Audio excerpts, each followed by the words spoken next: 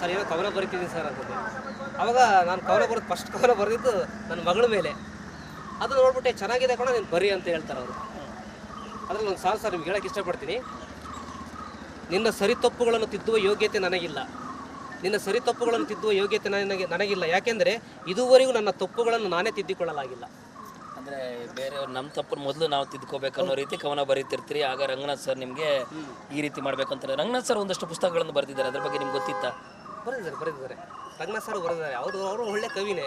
ಆಮೇಲೆ ಅದ್ರ ಜೊತೆಗೆ ಸಹಾಯಕ ಅಧೀಕ್ಷಕರ ಅಂಬರೀಶ್ ಎಸ್ ಪೂಜಾರಿ ಸಾಹೇಬರು, ಅವರಿಗೆ ರಂಗನಾಥ್ ಸಾಹೇಬ್ರಿಗೆ ತುಂಬ ಥ್ಯಾಂಕ್ಸ್ ಹೇಳೋಕ್ಕೆ ಇಷ್ಟಪಡ್ತೀನಿ. ಎಷ್ಟು ವರ್ಷ ಜೈಲಲ್ಲಿದ್ರಿ ಈಗ ನೀವು ಈ ಒಂದು ಪ್ರಕರಣದಲ್ಲಿ? ಸರ್ 20 ವರ್ಷ. 2003 ಕಂಟಿನ್ಯೂ ಆಗಿರ್ತೀನಿ ನಾನು. ಅಲ್ಲಿಂದ ಅದಾದ ನಂತರ ಈಗ ನೀವು 20 ವರ್ಷ ಇದ್ನೆ ಅಂತ ಹೇಳ್ತೀರಿ. ಇದು ರಂಗನಾಥ್ ಸರ್ಗೂ ನಿಮಗೂ ಯಾವಾಗ ಭೇಟಿ ಆಯಿತು? ಈ ಪುಸ್ತಕವನ್ನು ಯಾವಾಗ ಬರೆಯೋಕ್ಕೆ ಶುರು ಮಾಡೋದು? ಸರ್ ರಂಗನಾಥ್ ಸಾಹೇಬ್ರನ್ನು ಪ್ರತಿಭೆನ ಗುರುತಿಸ್ತಾರೆ. ಆದರೆ ನಾನು ಕವನಗಳು ಬರಿತಾ ಇರಬೇಕಾದ್ರೆ ಅವ್ರಿಗೆ ಬೇರೆ ಕಡೆ ಟ್ರಾನ್ಸ್ಫರ್ ಆಗುತ್ತೆ.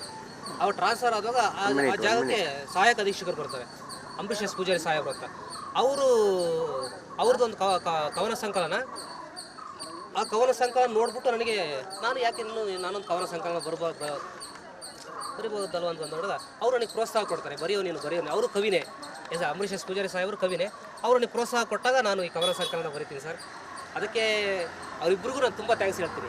ಏನೇನು ಬರೆದಿದ್ರಿ ಈ ಒಂದು ಪುಸ್ತಕದಲ್ಲಿ? ಒಂದು ಶಾರ್ಟ್ ಆಗಿ ಹೇಳೋದಾದ್ರೆ ಏನೇನು ಬರೆದಿದ್ರಿ ಇದರಲ್ಲಿ? ಅಂದರೆ ಈಗ ನಿಮ್ಮ ಈ ಒಂದು ಘಟನೆ ಏನು ನಡೆದಿತ್ತಲ್ಲ ಅದರ ಆಧಾರಿತವಾಗಿ ಏನೇನು ಬರೆದಿದ್ರಿ? ಸರ್ ಎಲ್ಲ ನನ್ನ ಜೀವನದ ಅನುಭವಗಳೇ, ಸ್ವಲ್ಪ ಆಧ್ಯಾತ್ಮ. ಇದರ ಪೂರ್ತಿ ಇರೋದು ನನ್ನ ಜೀವನದ. ಎಷ್ಟು ಪುಟಗಳಿದೆ ಸರ್? ಪುಟ ಒಂದು 126 ಇದೆ ಸರ್. 126 ಪುಟಗಳು, 56 ಕವನಗಳು. ಎಲ್ಲ ನನ್ನ ಅನುಭವಗಳೇ ಬರೆದಿದ್ದೀನಿ ಇದರಲ್ಲಿ, ಯಾವುದೂ ಇಲ್ಲ ಬೇರೆ ಯಾವ ಥರನಿಲ್ಲ. ಪ್ರತಿಯೊಂದು ಕವನದಲ್ಲೂ ನನ್ನ ಅನುಭವಗಳು, ನನಗೇನು ಅನುಭವ ಬಂದಿದೆ ಅದರ ಅನುಭವಗಳನ್ನೇ ಕವನ ಬರೆದಿದ್ದೀನಿ ಸರ್. ಇಂಥ ಒಂದು ಘಟನೆ ನಡೆದು ಒಳಗಡೆ ಹೋಗಿದ್ರಿ. ಬದಲಾವಣೆ ಯಾವಾಗಿಂದ ಪ್ರಾರಂಭ ಆಯಿತು ಈ 20 ವರ್ಷದಲ್ಲಿ? ಅಂತಂದ್ರೆ ನೀವು ಇವಾಗ ಕವನ ಬರೆಯೋದು ಇನ್ನೊಂದು ಮತ್ತೊಂದು ಎಲ್ಲ ಇದ್ರೂ ಯಾವಾಗ ಬದಲಾವಣೆ ಪ್ರಾರಂಭ ಆಯಿತು? ಈಗ ನೀವು ಅಲ್ಲಿ ನೀನಲ್ಲೂ ಒಂದು ಹೃದಯ ಇದೆ ಅಂತ ಹೇಳಿದ್ರಿ. ಅಂದರೆ ಬದಲಾವಣೆ ಯಾವಾಗ ಸ್ಟಾರ್ಟ್ ಆಯಿತು ಅಂತ? ಸರ್ 2018ರಿಂದ ನಾನು ಬದಲಾಗಿ ಸ್ಟಾರ್ಟ್ ಮಾಡ್ತೀನಿ. ಸಾಕಲ್ವ ಈ ಜೀವನ? ಇನ್ನೂ ಎಷ್ಟು ದಿನ ಇದೇ ಜೀವನದಲ್ಲಿ ಕ್ರೈಮಲ್ಲೇ ತಪ್ಪುಗಳಲ್ಲೇ ಮುಂದುವರಿಯೋದು? ನಾನೇನಾದ್ರು ಬದಲಾಗಬೇಕಲ್ಲ. ನನ್ನ ಮೇಲೆ ಹೆಂಡತಿ ಮಕ್ಕಳು ಡಿಪೆಂಡ್ ಆಗಿದ್ದಾರೆ, ಅಪ್ಪ ಅಮ್ಮ ಇದ್ದಾರೆ, ಅವ್ರಿಗೂ ಸಮಾಜ ಇದೆ, ಏನಾದರೂ ಒಳ್ಳೇದು ಮಾಡಬೇಕಲ್ಲ ಅಂತ ಅಂದ್ಕೊಂಡಾಗ ನನಗೆ PSSM ಅಂತಂದ್ಬಿಟ್ಟು ಪಿರಮಿಡ್ ಸ್ಪಿರಿಚುವಲ್ ಸೊಸೈಟಿ ಅವರು ಧ್ಯಾನ ಮಾಡ್ತಾರೆ ಪಿರಮಿಡ್. ನನ್ನ ಗುರುಗಳು ಹನುಮಂತರಾವ್ ಸರ್, ಪುರುಷೋತ್ತಮ್ ಸರ್, ರಮೇಶ್ ಅಣ್ಣ ಅವರು ಬಂದ್ಬಿಟ್ಟು ನನಗೆ ಧ್ಯಾನ ಕಲಿಸಿದ್ರು ಸರ್. ಧ್ಯಾನ ಕಲಿಸಿದಾಗ ನನಗೆ ಸ್ವಲ್ಪ ಬದಲಾವಣೆ ಆಗುತ್ತೆ. ಆವಾಗ ಧ್ಯಾನದ ಪ್ರಭಾವ ತುಂಬ ಚೆನ್ನಾಗಿ ಪ್ರಭಾವ ಇರುತ್ತೆ. ಆ ಧ್ಯಾನನ ಕಲಿಸೋಕ್ಕೂ ಕಾರಣ ನಮ್ಮ ಡಾಕ್ಟರ್ ಪಿ ರಂಗನಾಥ್ ಸಾಹೇಬರು. ಅವರು ಅಲ್ಲಿ ಬಳ್ಳಾರಿ ಜೈಲಲ್ಲಿ ಒಂದು ಪಿರಮಿಡ್ ಕಟ್ಟಿಕೊಟ್ಟಿದ್ದಾರೆ ರಂಗನಾಥ್ ಸಾಹೇಬರು. ಅಲ್ಲಿ ಎಲ್ಲರೂ ಧ್ಯಾನ ಮಾಡ್ತಾ ಇರ್ಬೇಕಾದ್ರೆ ಬದಲಾವಣೆ ಆಗುತ್ತೆ ನನಗೆ. ಮೋಸ್ಟ್ಲಿ ನಾನು ಧ್ಯಾನಕ್ಕೆ ಬರದೇ ಇದ್ದಿದ್ರೆ ಬದಲಾವಣೆ ಆಗ್ತಿರಲಿಲ್ಲ ಅಂತ ಅನಿಸುತ್ತೆ ನನಗೆ. ಸಂಪೂರ್ಣ ಬದಲಾಯಿಸಿದ್ದು ಧ್ಯಾನ ಮತ್ತು ರಂಗನಾಥ್ ಸಾಹೇಬರು. ನಿಮಗೆ ಈಗ ನಿಮ್ಮ ಊರಿನಲ್ಲಿ ಇದೆಲ್ಲ ಈ ಒಂದು ಘಟನೆ ಆದ ನಂತರ ಮತ್ತೆ ಏನಾದರೂ ಈ ರೀತಿ ಮಾಡಿದ್ದಾನೆ, ಇವನಷ್ಟು ಬದಲಾಗಿದ್ದಾನೆ, ಇದ್ಯಾರಾದರೂ ಊರಿನವ್ರಿಗೆ ಗೊತ್ತಿದೆಯಾ? ಈಗ ಹೋದರೆ ಅದ್ರ ಬಗ್ಗೆ ಏನಾದರೂ ಹಂಚ್ಕೊಳ್ಳೋದು ಆ ರೀತಿ ಇದೆಯಾ ಅಥವಾ ಏನಾದರೂ ಗೊತ್ತಿದೆಯಾ? ಸರ್ ಪ್ರತಿಯೊಬ್ಬ ಮನುಷ್ಯ, ಪ್ರತಿಯೊಬ್ಬ ವ್ಯಕ್ತಿಗಳು ನಾನು ಹಿಂದೆ ಏನು ಮಾಡಿದ್ದೆ ಅದನ್ನೇ ನೋಡ್ತಾರೆ ಹೊರತು ನಾನು ಈಗ ಏನು ಮಾಡಿದೆ ನೋಡಲ್ಲ ಸರ್. ಹಿಂದೆ ಹೇಗಿದ್ದ, ಹೌದು ಇವನು ಕೊಲೆಗಾರ ಅಂತಲೇ ನೋಡ್ತಾರೆ ಹೊರತು ಹೌದಪ್ಪ ಇವನು ಬದಲಾಗಿ ಒಬ್ಬ ವ್ಯಕ್ತಿ ಸಮಾಜಕ್ಕೆ ಏನೋ ಒಳ್ಳೇದು ಮಾಡೋಕ್ಕೆ ಬರ್ತೆ ಅಂತ ಯಾರೂ ನೋಡಲ್ಲ ಸರ್. ಆದ್ರೂ ಅವ್ರು ಏನು ಅಂದ್ಕೊಳ್ತಾರೆ ಅದು ಬೇಕಾಗಿಲ್ಲ. ನಾನು ಒಳ್ಳೇನಾಗಬೇಕು, ಫಸ್ಟ್ ನಾನು ಒಳ್ಳೇನಾಗಬೇಕು, ನನ್ನ ಹೆಂಡತಿ ಮಕ್ಕಳು ಚೆನ್ನಾಗಿ ನೋಡ್ಕೋಬೇಕು ಸರ್. ಹೆಂಡತಿ ಮಕ್ಕಳೇ ಸರ್ ಪ್ರಪಂಚ, ಯಾರೂ ಇಲ್ಲ ಸರ್. ಹೆಂಡತಿ ಮಕ್ಕಳು, ಅಪ್ಪ ಅಮ್ಮ ಅವರೇ ಮಧ್ಯೆ ಬಂದಾಗಲೇ ಗೊತ್ತಾಗುತ್ತೆ ಸರ್. ಪ್ರತಿಯೊಂದು ಸಂಬಂಧಗಳ ಬೆಲೆ, ಊಟದ ಬೆಲೆ, ಮೌಲ್ಯ ಎಲ್ಲ ಗೊತ್ತಾಗ ಸರ್. ಹಣದ ಬೆಲೆ ಎಲ್ಲ ಹೋಗಿದೆ ಅಕ್ಕ, ಎಲ್ಲ ಹೋಗಿದೆ. ಈಗ ನಿಮ್ಮ ಮನೆಯವರು ನೀವು ಇಲ್ಲಿಂದ ಹೋಗ್ತಾ ಇದ್ದೀರಲ್ಲ, ನಿಮ್ಮನ್ನ ಸ್ನೇಹಿತರೊಬ್ಬರು ಬಂದು ಕರ್ಕೊಂಡು ಹೋಗಿ ಬಂದಿದ್ರು, ಸ್ನೇಹಿತರ ಅಣ್ಣವರು ನಿಮ್ಮ ಬಗ್ಗೆ ಸಾಕಷ್ಟು ಹೇಳ್ತಾ ಇದ್ರು. ಅದೇ ರೀತಿ ಈಗ ನೀವು ಊರಿನಲ್ಲಿ ಮನೆಯಲ್ಲಿ ಎಲ್ಲರಿಗೂ ಇದ್ರ ಬಗ್ಗೆ ಗೌರವ ಬಂದಿದ್ದೀವಿ? ಗೊತ್ತಿಲ್ಲ ಸರ್. ಹೋಗು ಹೆಂಗೆ ಅಕ್ಸೆಪ್ಟ್ ಮಾಡ್ಕೊಳ್ತದ ಊರು, ಹೆಂಗೆ ತಗೊಳ್ತದ ಹೋದ್ಮೇಲೆ ಗೊತ್ತಾಗುತ್ತೆ. ಹೌದು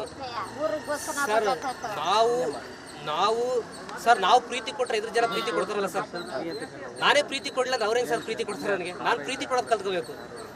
ಅಂದರೆ ಈಗ ಜೈಲು ಒಳಗಡೆ ಈ ಪುಸ್ತಕ ಎಲ್ಲ ಬರೆಯೋದಕ್ಕೆ ಇದಕ್ಕೆಲ್ಲ ಒಂದಷ್ಟು ಹಣ ಬೇಕಾಗ್ತಿತ್ತಲ್ಲ, ಇದೆಲ್ಲ ನೀವು ಅಲ್ಲೇ ಏನಾದರೂ ಹೊಂದಿಸ್ಕೊಂಡಿದ್ರೆ ಅದು ಹೇಗೆ? ಇಲ್ಲ ಸರ್, ಹಣ ಹಾಕಿದ್ದು ನನ್ನ ಅಣ್ಣ ರಮೇಶ್ ಅಣ್ಣ, ಕೊಟ್ಟಕಲ್ ರಮೇಶ್ ಅಣ್ಣ ಮತ್ತು ಪಂಪಪತಿ ಅಣ್ಣ ಅಂತ ಹೇಳ್ಬಿಟ್ಟು ಅವ್ರು ಇದಕ್ಕೆ ಹಣ ಹಾಕಿರೋದು. 50,000 ರೂಪಾಯಿ ಖರ್ಚಾಗಿದೆ ಸರ್ ಇದಕ್ಕೆ. ರಮೇಶ್ ಅಣ್ಣ ಮತ್ತು ಪಂಪಪತಿ ಅಣ್ಣವ್ರಿಗೆ ಥ್ಯಾಂಕ್ಸ್ ಹೇಳ್ತೀನಿ. ಇದರ ನಿರ್ಮಾಪಕರು ಅವರೇ, ಅವ್ರಿಗೊಂದು ಥ್ಯಾಂಕ್ಸ್ ಸರ್. ತುಂಬ ಬೆಂಬಲವಾಗಿ ನಿಂತ್ಕೊಂಡು ನನ್ನ ಪ್ರತಿ ಹೆಜ್ಜೆನ ನಡೆಸ್ತಾ ಇರೋದು, ಪ್ರತಿ ಕಷ್ಟಕ್ಕೂ ಸಹಾಯ ಮಾಡ್ತಿರೋದು ನನ್ನ ಅಣ್ಣ ರಮೇಶ್ ಅಣ್ಣ.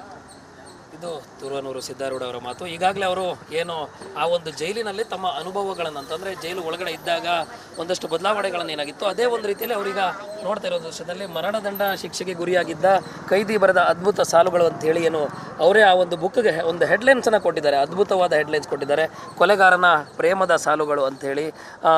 ಈ ಒಂದು ಪುಸ್ತಕವನ್ನು ಬರೆದು ಅದರ ಕೆಳಗಡೆಯೂ ಕೂಡ ಒಂದು ಅವ್ರಿಗೆ ಮರಣದಂಡನೆ ಏನಾಗಿತ್ತು ಆ ಒಂದು ನಿಟ್ಟಿನಲ್ಲಿ ಅವರೊಂದು ಆ ಮರಣದಂಡನೆ ಒಂದು ಇದನ್ನು ಹಾಕಿ ಅದರ ಒಳಗಡೆ ಏನು ಆ ಒಂದು ಆ ದಾರ ಏನಿರುತ್ತೆ ಅದನ್ನು ಕೂಡ ಹಾಕಿ ಅದ್ಭುತವಾಗಿ ಒಂದು ಮುಖಪುಟವನ್ನು ಕೂಡ ಕೊಡುವ ಮೂಲಕ ಅಂತಂದರೆ ಜೈಲಿಗೆ ಹೋದವರಲ್ಲೂ ಕೂಡ ಒಂದು ಭಾವನೆ ಇರುತ್ತೆ, ಬದಲಾವಣೆ ಆಗ್ಬೋದು ಅನ್ನೋದಕ್ಕೆ ಒಂದಷ್ಟು ಸಾಕ್ಷಿಯಾಗಿದ್ದಾರೆ. ಜೊತೆಗೆ ಜೈಲಿನ ಅಧಿಕಾರಿ ಅಂದೇನು ಅವರು ಬೆಂಗಳೂರಲ್ಲೂ ಕೂಡ ಅಧೀಕ್ಷಕರಾಗಿದ್ದರು, ಜೈಲು ಅಧೀಕ್ಷಕರಾಗಿದ್ದರು ಪಿ ರಂಗನಾಥ್ ಅಂತಲೇ ಅವರು ಕೂಡ ಸಾಕಷ್ಟು ಪುಸ್ತಕವನ್ನು ಬರೆದಿದ್ರು.